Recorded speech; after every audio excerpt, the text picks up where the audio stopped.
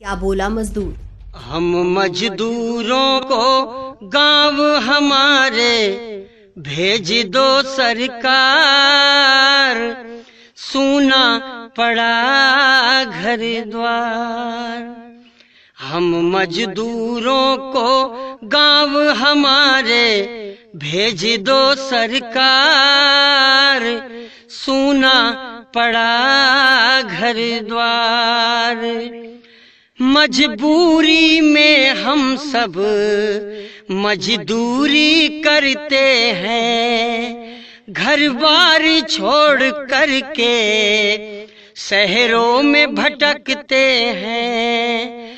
हो मजबूरी में हम सब मजदूरी करते हैं, घर बार छोड़ करके शहरों में भटकते हैं। जो लेकर हमको आए वो ही छोड़ गए मझधार, कुछ तो करो सरकार।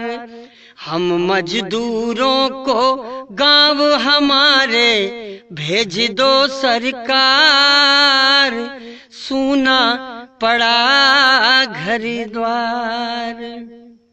हमको न पता था कि ये दिन भी आएंगे, कोरोना के कारण घरों में सब छिप जाएंगे।